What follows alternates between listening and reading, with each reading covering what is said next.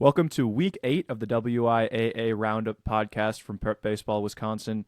I'm David Go here with Maddox, Durst, and this is probably our most packed episode we've got all year up to this point. We've been saying that a lot lately, but I feel like it's been getting better as the year is going on. We had some playoff action earlier this week, some good D1 action to wrap up the regular season, and then a big week of playoff baseball coming up this week. Maddox, how are we doing on this Memorial Day? We're doing really well. Happy to be checking in here before we get started with this playoff stretch. 3 straight days of playoff baseball, pending weather, of course, and I'm really excited for it. It's going to be a very busy week here at Prep Baseball Wisconsin. Yeah, I almost feel like we need a resident meteorologist on our team. Like all the news stations have one of those. I feel like with the amount of dependency we have on weather for our work, I feel like we kind of need maybe PBR needs to invest in like one nationwide meteorologist. You think we could get that done? I think so. We'll ask Josh Fields and see what he has to say about it. So, Maybe he could go and study meteorology for a couple of years and take care of that. But we got a lot going. Tuesday, I think there's some rain in the forecast, and that's what we were talking about. How is that going to work with D2 to D4 doing Tuesday and Wednesday, and then D1 on Thursday, and so Tuesday and Thursday. So there are a lot of moving parts in the playoff schedule that could be moved even more with rain. But we're going to plan for there not being rain. We're not gonna speak that over this week of baseball. But before we get to our upcoming games, we're going to take a look back at this past week of games. We were able to get out, see some good, especially D1 action and a little bit of D2 to D4 playoff action. We'll start out with Saturday. There was a big matchup at Trinary Field over in my neck of the woods in Menominee Falls, taking on Oak Creek. Oak Creek won that game 2-1. Maddox, tell us a little bit about what you saw in that really highly anticipated Division I matchup.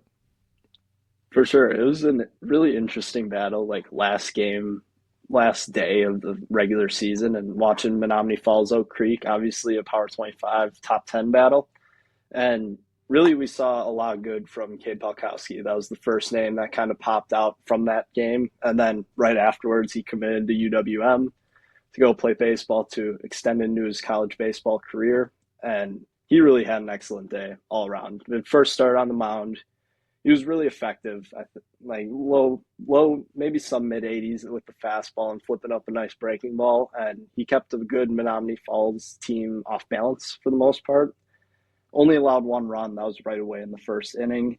He struck out 10 batters, got the win, in addition to hitting a home run and hitting a single later on in the game, finished with 2 hits.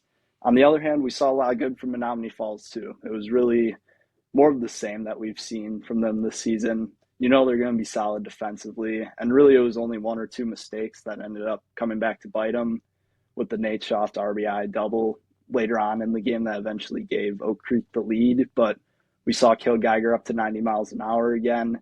That was really good to see. Sophomore right-hander who's presented a really good mix. Obviously a winner from the winter. And we've talked about him a lot on the podcast. And Jaden Forbes was another guy who really stood out. He's had a great year on the mound as a starting pitcher, and that's really their 1-2 punch that's allowed them to get really to 20 wins. They won the Greater Metro, and both teams are really setting up well for the upcoming playoff stretch here. Polkowski, I thought was really impressive with the bat. I mean, he was obviously good on the mound, complete game, only allowed one run, but I think his future is more in the outfield. Somebody that is going to be an impact player, I would assume, at UWM. Good get for the Panthers. And Geiger, yeah, he was pretty good. Jaden Forbes also, I think he finished the year with a sub-1 ERA. He was really good all year long, even though maybe his numbers from a showcase standpoint might not jump off the page. For sure, but you can obviously tell between both him and Geiger that they're competitors, and I think head coach Tim Gotzler has got them in a really good spot again. Once again, having a strong pitching staff that he can use in like a sectional doubleheader where they have to play 2 games and really use their 2 horses to get wins. So I think they're setting up really well. Yeah, and we had another big game that we went out to, Arrowhead and Muskego out in Heartland. Arrowhead battled Muskego for that conference title and came out on top. So they won the Classic 8 with the win. So it was a big win for Arrowhead, not only just because Muskego is a very good club, but also because there's a little bit of a rivalry there, and A little bit of bragging rights. They're in the same region going into the playoffs. So we might see the same matchup again in a week or two here. Nolan Buss, Kansas State commit. He went 6 2/3 innings, allowed just 4 hits across the 6 2/3 innings of work. He gets really good movement on the two-seamer, the fastball, and good breaking ball. Was a little bit falling behind hitters a little bit too much early, but was able to recover and settle in pretty nicely after that. Also on the Arrowhead side, Yamato Takahashi, he was really good with the bat. Both him and his brother are probably their two of their best hitters. And Yamato went 3 for 3 with 2 ribbies, RBI double, RBI single. He was the biggest standout offensively for Arrowhead in that game. Also on the Muskego side, I mean, Muskego's got so many prospects, and we've talked about that before. Ben Kuglich, Tyson Grolkowski, and Joey Shaw all through. And those are 3 guys that are all in the top 10 of their respective classes, all underclassmen. So it was good to see all 3 of them in action. I wouldn't say there was anything particularly that stood out about them other than that they're good, and we got to see them a little bit more. Nice to see some game action. I hadn't seen all of them pitch in games yet to this point. So Arrowhead over Muskego, and they win the Classic 8 with that one. And Germantown against Sussex Hamilton, saw that. Wasn't a whole lot that happened, kind of an uneventful game. Logan Zavril, complete game shutout. He's been really good all year long. And kind of an interesting guy. I mean, he's been into the upper 8s. Have we got him at 90 before? I don't believe so, not yet, Okay. but I could see it soon here. Yeah, you can see some room for projection there, maybe in a year or two. I mean, he's a junior right now. Maybe he gets to college, puts on some weight, and you could see him maybe being a 90-plus arm. Got a deceptive fastball, and that's what was effective for him. He was in the zone, so even though he wasn't blowing hitters away, he was still very effective. Grady Cheever, interesting switch-hitting freshman catcher. I feel like that's got to be alone, a switch-hitting freshman catcher on a varsity team at a pretty good Division I high school automatically makes you a pretty good prospect. But he was pretty good bat-to-ball skills. And Carter Gordon, a big, powerful freshman. We've had him into the 90s, I know, on the mound as a freshman already, and definitely carries some pop with the bat. And Germantown took that one 4-0. So some big Division I matchups earlier this week, and that takes the teams into their first round playoff matchup. Some of those teams getting first round byes, so they won't be playing till Thursday. But there's some big Division I matchups coming up here this week. So we'll start with Sectional 7 at Maslowski Park. First of all, Maddox, where is Maslowski Park? It's in Glendale, Wisconsin, Oh, is it? home of the Nicolay Knights. So yeah, tried to introduce some sort of superlatives for the Division I brackets. We talked a lot about the other divisions last week, and the Sectional 7, it's honestly, I see it as the most debatable. And I've had conversations with coaches and that stuff, and talking about how there really isn't one clear winner in all this, where you can be like very confident in one team to just make it all the way. So I listed out 8 teams here between Wisconsin Lutheran, Nicolay, Germantown, Whitefish Bay, Tosa East, Homestead, Milwaukee, King, and Marquette. Those are the top 8 seeds in that regional or sectional, excuse me. And really, there's no, like, anyone can win it, I think. And each team has had high moments, and then they've had low moments throughout the year. And there's been a little bit of inconsistency there on that part, whether it's been winning a lot in a row and then losing their last couple of games, or getting hot at the right moment. And I'm super interested to see. This is kind of a sectional that Whitefish Bay ran into last year, where they got hot at the right time and they were able to run through it and then make it to the state championship and the state tournament. So I'm very interested to see who comes on top on that. Really, it's really going to be back and forth, but a lot of teams only have to play one game to make it to sectionals, and that should be a pretty entertaining day at Maslowski Park. Gets started really mostly on Thursday. Yeah, and of course in that sectional we'll see both Eddie Reinders and JD Dix, 2 of the top prospects, maybe the 2 top prospects in the entire state, and both guys that will probably be signing professional contracts by the end of the summer. So some big names in that region, and yeah, I feel like Germantown is going to sneak by. They're like they're the team that's gonna. I think they're the team that's going to get hot kind of randomly, but if their pitching can hold up with the depth they have, that's right, my for sure. I think it's super interesting. And you could choose that between any of the teams. Like Homestead was an example where they just beat two ranked opponents in Nicolay and Kelt Moraine Lutheran this past couple of weeks. And that's pretty significant. That's going to be the same competition that they have to see. So super interested to see how that goes down. Yeah, sectional 6 over in Oconomowoc. That's a region that's got Sussex Hamilton, Wauwatosa West, Oconomowoc, Muskego, Arrowhead, Menominee Falls, Brookfield East. So talk to me a little bit about that one. I feel like those are a lot of the teams we've been seeing throughout the year. They've got prospects up and down the order for some of them, like Muskego. Arrowhead's got a lot of prospects. Menominee Falls, a team that just kind of knows how to win and is overperforming right now compared to the prospects they have, but just a very solid ball club. So tell us a little bit about Sectional 6 and what you're intrigued about with that one. Yeah, from top to bottom, depth wise, I think sectional six is probably by far the deepest one. Like, again, you think about how any team can really win it, but you also think about those dominant forces between the top three seeds in Muskego, Menominee Falls, and Arrowhead. And I think it's going to be like every game in that sectional is going to be challenging for both teams on either side. I think it's going to be super competitive.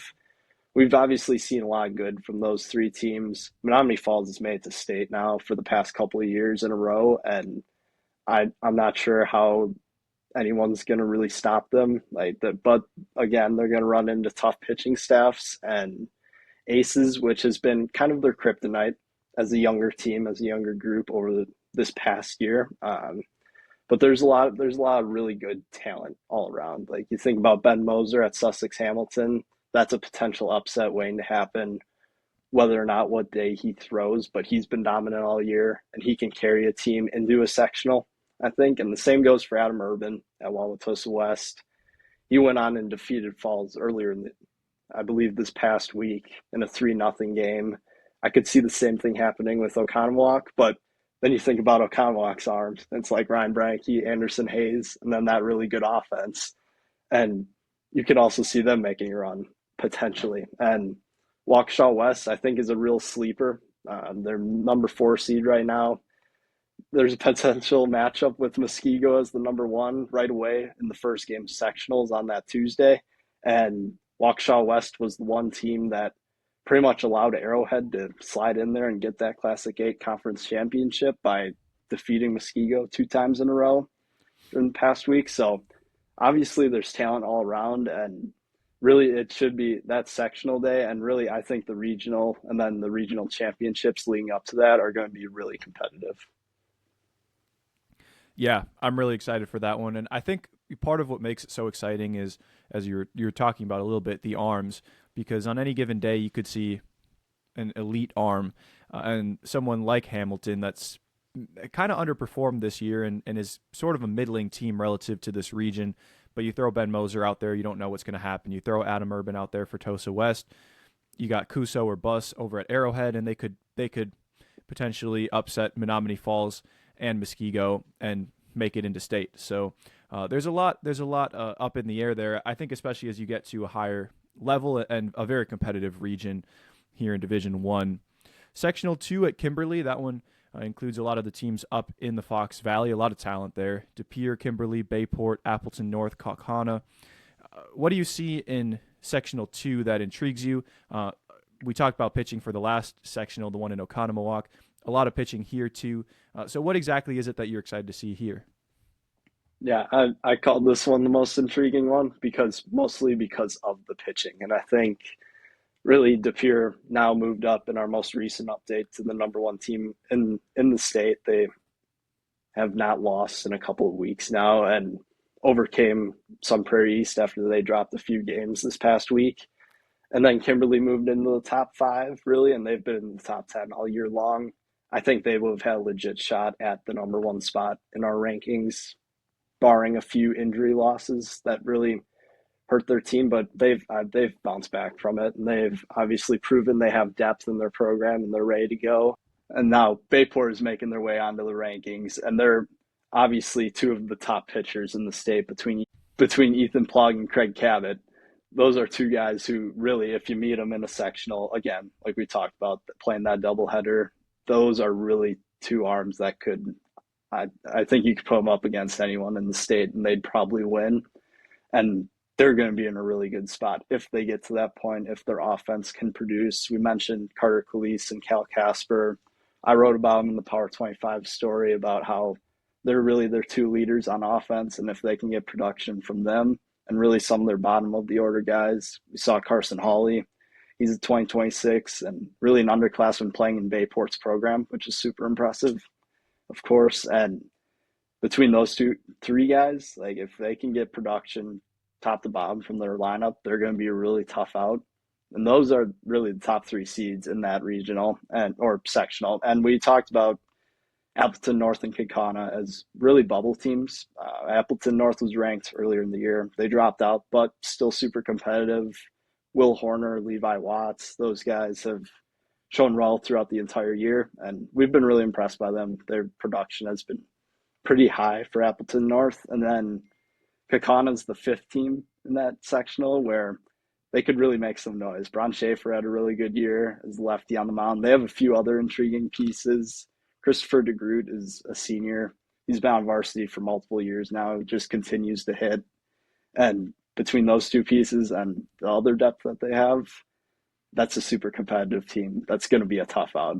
And Appleton North and Kaukauna are likely going to match up in the regional championship for a ticket to the sectionals, and that should be a pretty entertaining game in Division One, and that's why I think it's the most intriguing because the talent, obviously based on rankings and that stuff, is through the roof, really. Yeah, there's a lot of talent up in that Fox Valley region, and probably most on display there. De Pere, our number one team in our updated Power 25 rankings. Kimberly in the top 5 as well. So yeah, a lot of teams that teams that could easily win state, and teams that you could see getting upset maybe if they have an off day, because the teams that maybe are the seeds, the lower seeds, or the which is lower higher, the not as good teams, they could maybe sneak a win by one of the better teams if they throw a good arm. So kind of similar to what we were talking about with the ones in the Milwaukee area, could be seeing some similar things up in the Fox Valley. We're going to shift to the lower divisions 2 through 4, who have already kicked off their post seasons. So we'll start out by talking about some of the games that unfolded in Thursday in our first round of postseason action, and then get to some previews of maybe some more intriguing matchups as we get a little bit deeper into the regionals. We'll start our way and work backwards, start with Division 4, because I got to shout out my Heritage Christian Patriots. First postseason win in at least 15 years. We only have data going back to 2008, but as far back as we can tell, there has not been a postseason win. I know for sure in that time. I mean, I've had some sort of connection or involvement with the program for 10 years now, being my alma mater, and I could probably tell you every playoff matchup in those last 10 years, and none of them went the Patriots' way. But they did beat Ozaki 13-8. They had an early deficit. I think they were down 7-1, and they were able to work Ozaki's starter a little bit. Matt Geibel came in 5 1/3 innings of relief, 1 earned run, no walks, which is always the biggest thing. You limit the walks at the Division 4 level, and you're going to have a chance to win. Isaiah Dufek, 3 for 4 with 3 ribbies, 2 runs scored. Dufek is someone who is a freshman playing on varsity, and he's been up to 82 as a pitcher actually already. But he had an arm injury, so he wasn't able to pitch this spring, mostly playing first base. But he's been one of their best hitters, if not their best hitter, all year long. So a lot of guys getting on, drawing walks, as Ozaki had to get to their bullpen a little bit earlier and ended up coming back and winning 13-8. So shout out to Heritage Christian. A big win for them. They faced Johnson Creek. They're the 1 seed and definitely a state contender, so they've got their work cut out for them. But we'll see. Maybe they can pull off an upset. Division 3, McDonald Central Catholic. They were a 13 seed, and they beat Boyceville. And McDonald was kind of a surprise team last year, right? Am I correct in saying that? You are. So do you think they could maybe have another run in them, or is this a team that maybe doesn't quite have the same talent as they had last year? I mean, I'm not going to say no. Like it wouldn't be ridiculous to say no. Obviously, Division 3, like some of that competition gets a little more difficult. Like that's where they moved up now after being in Division 4 last year. But this is kind of like I'm feeling the deja vu right now of just like what they did last year. And it was way more under the radar because we didn't really know about them too much. But now they had a few pieces that they're returning from that state team from last year. So somehow they figure out a way to get it done in the playoff time, and now they're pulling off more upsets. So I'm intrigued to see what they do this week. Yeah, they're built for May apparently, and we'll see if they can pull off another upset. Another state team from last year losing their first game, Random Lake. They were a 7 and they dropped to Horicon 11-2. Last year was Random Lake's first ever state appearance, and Horicon drew 10 walks off Random Lake. So we were talking about how Geibel from Heritage limited the walks, and that was the key to limiting the runs against Ozaki. Here, Horicon drawing 10 walks off Random Lake, and that kind of came back to bite them as Random Lake really never had a chance. Horicon just kind of steadily beat them. Another big upset, even a bigger upset, Sheboygan Lutheran, who was 0-12 in conference play this year. They played number 3 seed Green Lake Princeton, and they won 5-1 in extra innings. David Vanek, 7 1/3 innings, 10 strikeouts, 1 earned run for Sheboygan Lutheran. Talk to me a little bit about that one. You said that was probably the biggest surprise of the first round of the playoffs. For sure. It shocked me the most. And we talk about pitching performances, and you see the 7 1/3. Obviously, Sheboygan Lutheran had to go into extra innings, into 8 innings of play to get the win, but they put up 4 runs. And their starter struck out 10 batters and really didn't give up any runs to a tough Green Lake Princeton team. When I created my bracket and had to fill it out, I would have chosen Green Lake Princeton to go pretty far. They had a really good year. I really like Maddox Pook and really that whole program, to be honest. They know how to win. And obviously Sheboygan Lutheran got the best of them there and pulled off a pretty big upset. I think it was the biggest in the state. Yeah, I wonder how Sam Decker feels about that one. Sheboygan Lutheran legend. I'm sure there's some similar pride there. Yeah, I mean Decker hit the game-winning 3 at the end of regulation in that state game. Sheboygan Lutheran baseball goes to extras, wins their first playoff games. Maybe some parallels there, but I know he's a big baseball fan. He's probably a little bit excited about that one if he heard about it from over in, I think England is where he's playing right now. So I don't know if he's back in Sheboygan right now, but maybe still there, and hopefully he heard about it across the pond. Division 2. Some just a few brief upsets. Nothing really like that notable in Division 2. With some of the lower divisions, there aren't going to be as many upsets as there are in say, Division 1. But number 12, Toma, 3-1 win over number 5 on Alaska. Wrightstown, they were a 6 seed, but they were on a 4-game losing streak entering the day, and they lost to number 11, New London, 6-2. Richland Center, who was a 12 seed, took them 9 innings, but they were able to beat number 5 Portage 2-1. Ethan Rosensteel threw a complete game for Monroe, the Cheesemakers, who were they won 7-2 against number 5 McFarland, and then Racine Lutheran and the Prairie School 2-0 over number 6 Cudahy. Are there any of those matchups that you want to key in on and maybe break down how the upset might have happened? Yeah, obviously the complete game from Ethan Rosensteel, I thought that was pretty significant. McFarland had a pretty good year from what I know of. They took down Pewaukee, I believe, I think Pewaukee won that game, but nonetheless, close game, obviously. And we talked with Coach Doberstein about that team, and he said they were really competitive and that they were a good group and really good in the Division II field. And seeing them go down right away was a bit of a surprise, but Monroe has played tough competition throughout the year. They're tested throughout the Division II field, so not too surprised about that. But again, interested to see if their Cinderella story continues for the Cheesemakers. Yeah, we'll give him a little bump for the creativity on the nickname. Creativity, maybe. In Wisconsin, Cheesemakers, I don't know if that's creative. It is unique. No one else has it, so I'll give them the benefit of the doubt. Yeah, unlike the paper makers, there's 2 paper makers, right? I believe so. And Kimberly? Yep. Yeah, so they've got the lone cheesemaker title in the state. But looking ahead at this week's Division 2 through 4 slate, again, we'll work backwards starting with Division 4. Got a really big matchup. I know we were talking about this a little bit already last week, looking ahead at it. Oliva Strum and Columbus Catholic, 2 very good Division 4 matchups.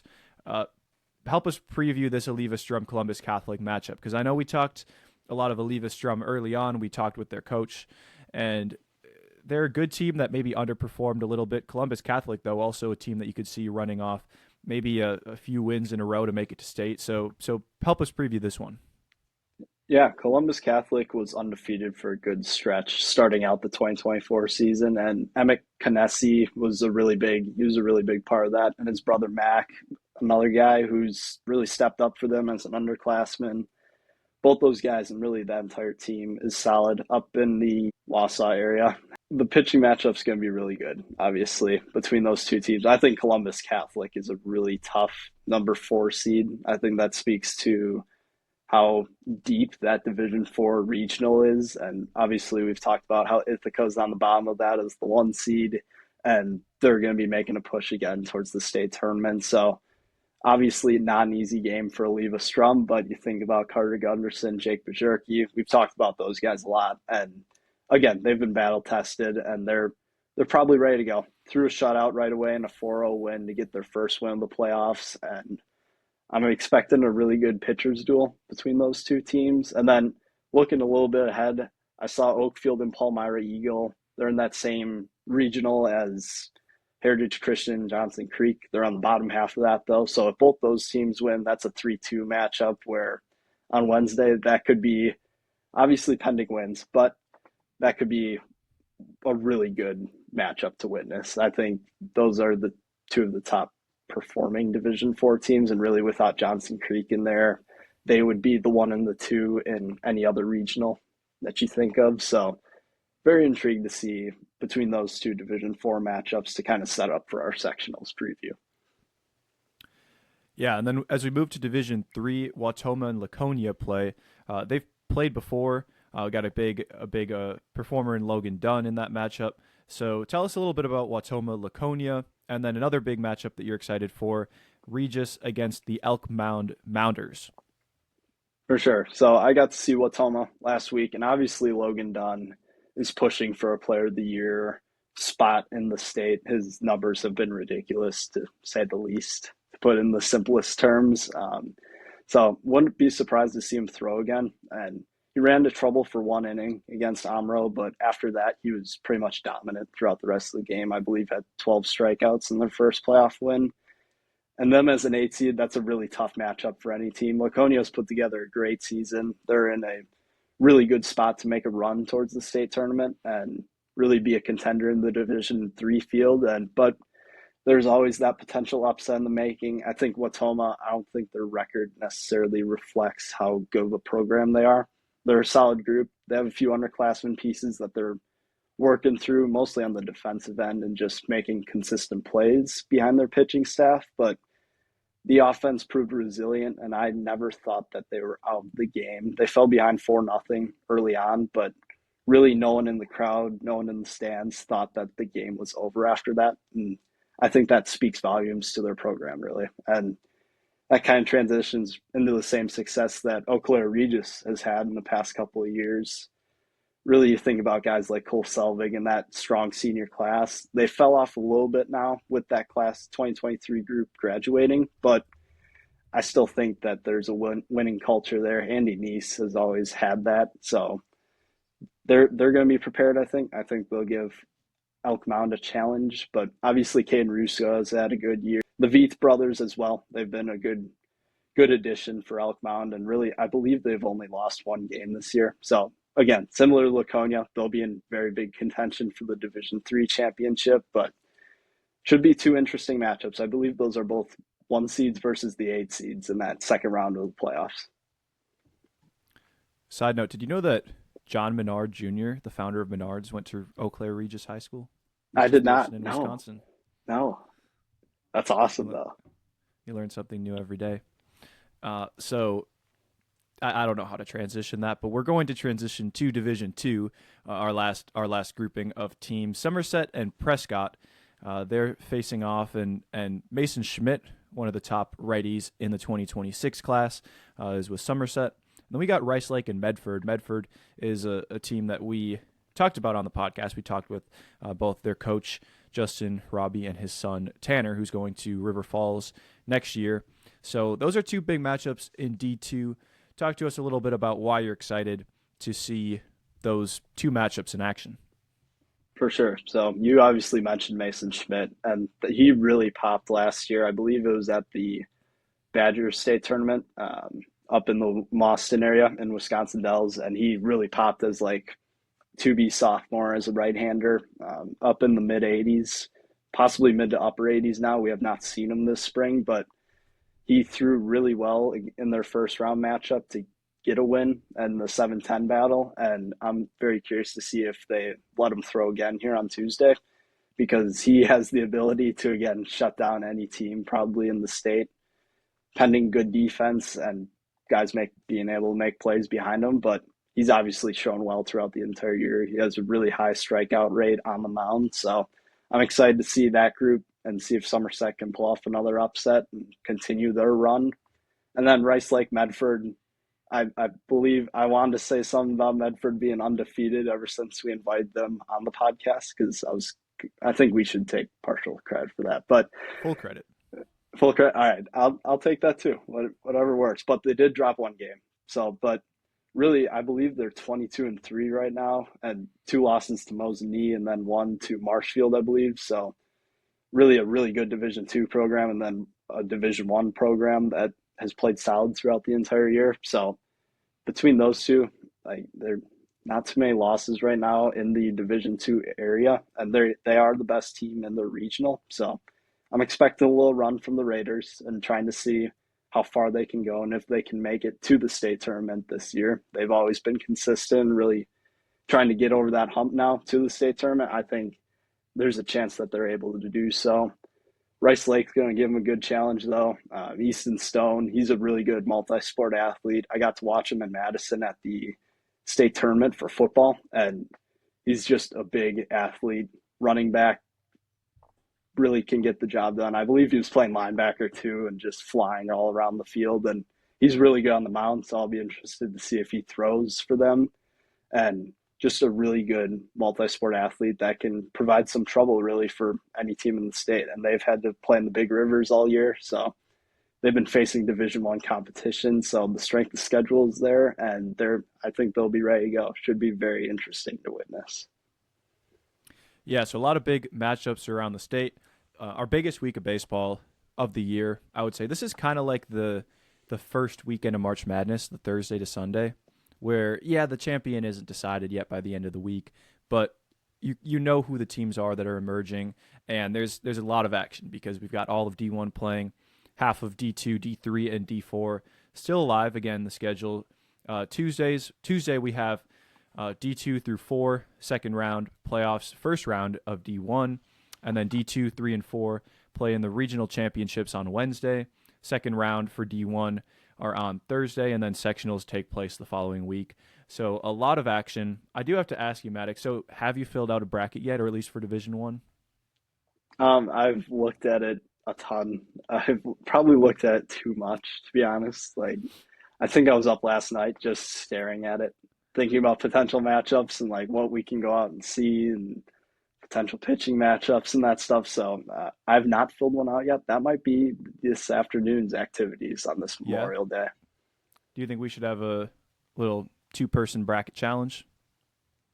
You know what? I'm all in. I'm all in. We can test our luck. I'm usually not good at brackets. Speaking from the March Madness terms, I have struggled mostly because I watch it too much. That's my excuse. I watch too That's much your college excuse. basketball. Yep. Who would you say you are the parallel of for the bracketology when it comes to WIAA baseball? Oh man, well, I love John Rothstein. He's my guy over at CBS Sports. He doesn't do too much bracketology, but he's college basketball's hungriest insider, and I like to consider myself the WIAA baseball's hungriest insider. So I'm super excited regardless. I hope I can do well on the bracket challenge. I've been following it all year, so Okay. Well, we'll see who can fill out the better bracket.